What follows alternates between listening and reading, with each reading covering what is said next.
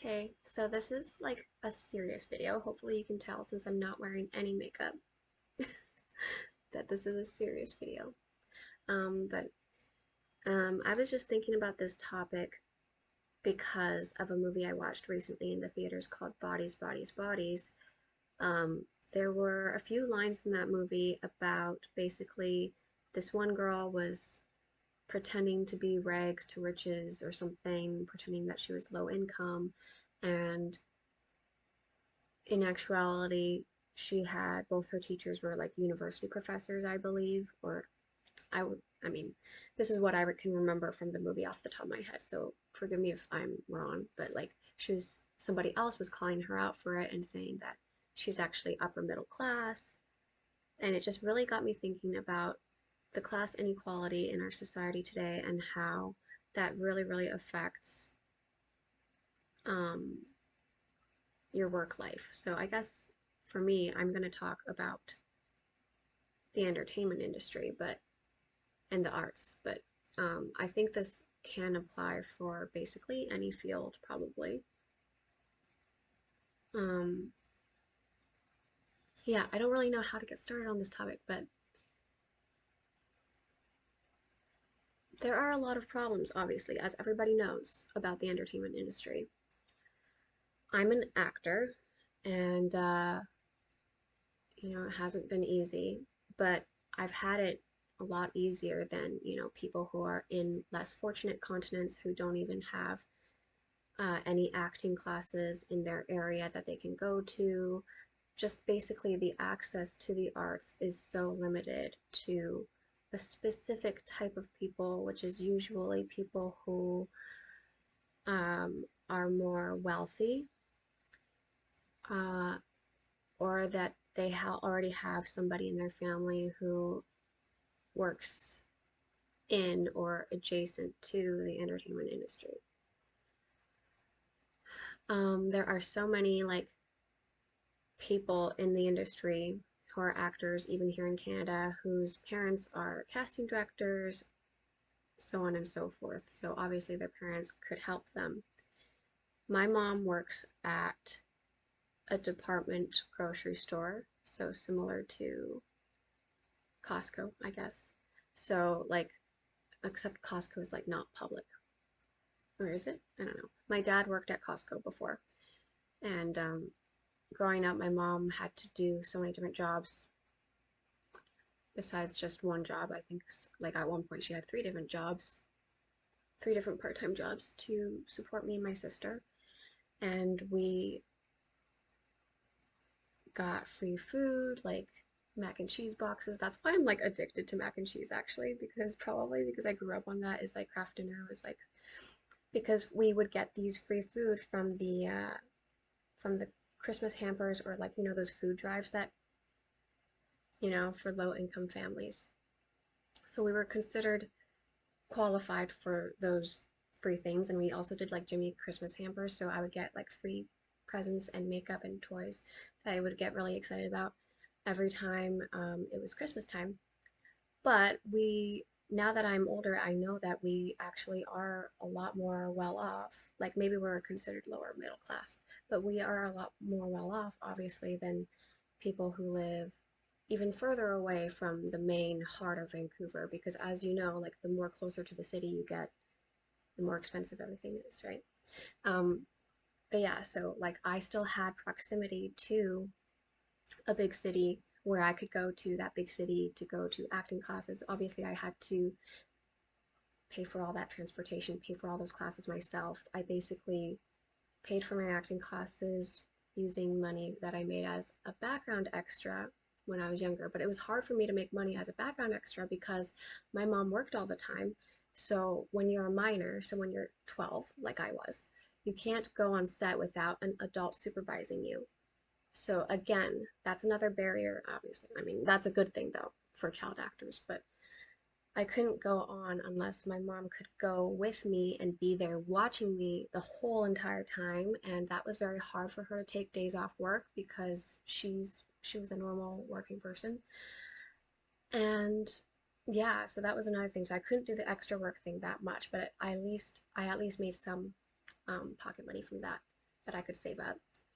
And I also babysat a lot, so that was another thing I did. I did $5 an hour, yay! Um, yeah, and but anyway, I always growing up felt like I didn't fit in with like all those musical theater people and all the other people who are usually white, and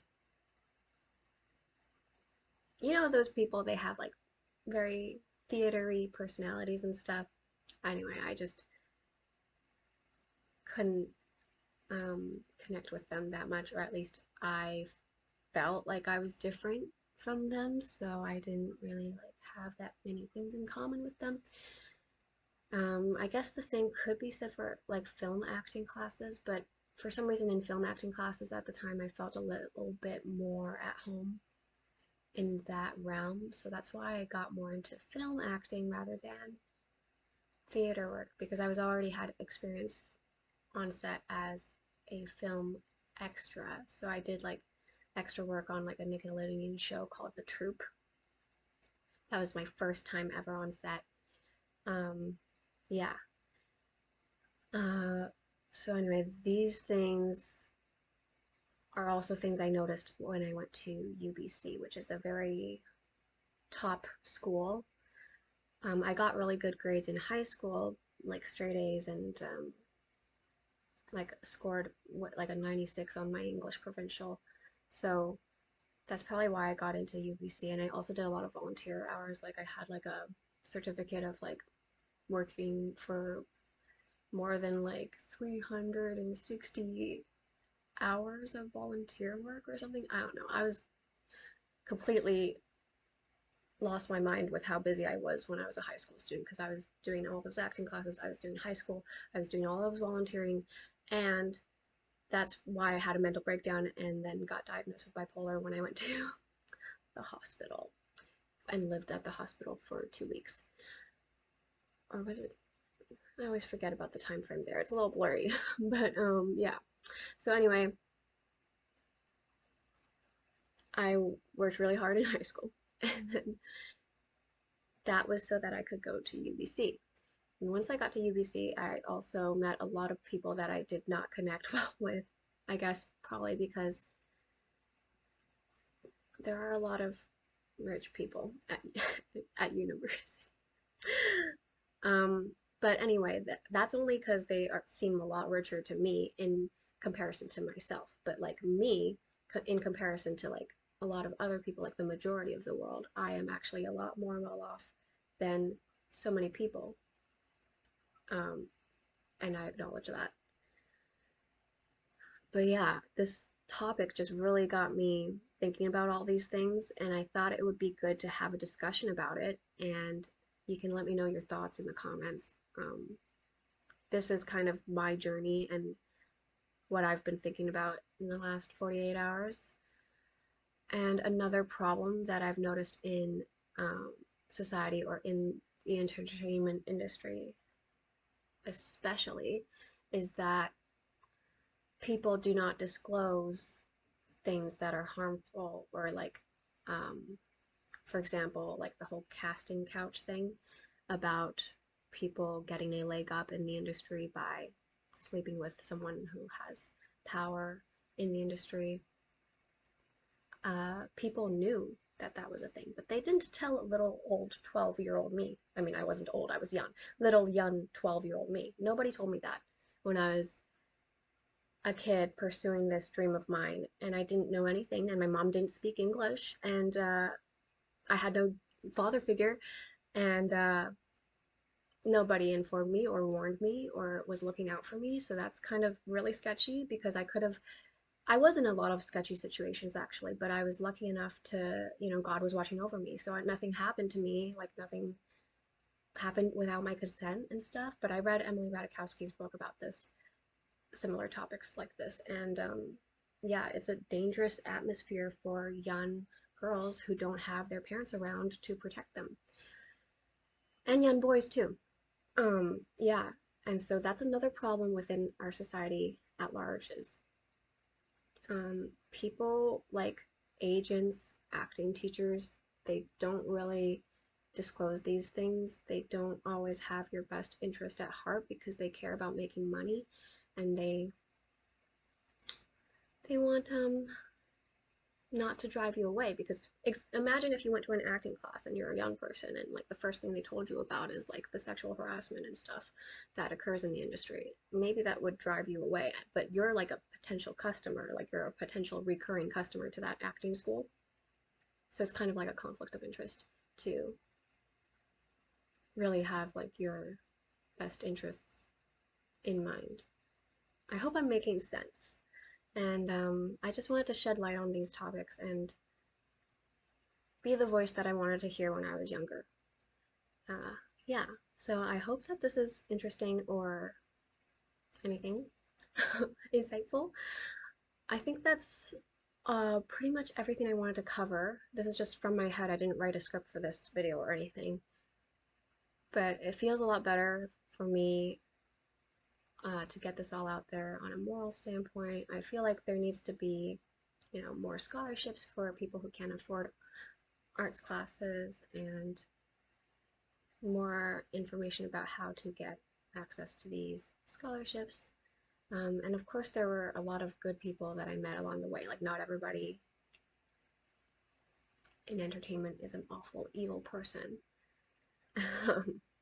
There are people who give you free acting classes. Like, I did some volunteer work in exchange for free acting classes, but obviously that takes up a lot of time to do both volunteering and acting class. And anyway, that's what I was doing when I was younger. Um, but yeah, that movie just really got me thinking about these topics like nepotism and wealth disparity and how hard it really is to get into the arts. And I felt like I was a performer since I could walk. My mom was telling me about how I was dancing as a 2-year-old in front of all these people just randomly at the park, and everybody was like taking pictures of me. But that's what my personality was like when I was a kid, and I would always dance in front of the church during the worship music time. And I love that about myself, and I don't want other people who have that same light and that same fun when they're performing to have their hopes dashed. And I hope that in the future we can make things um, a lot safer, and also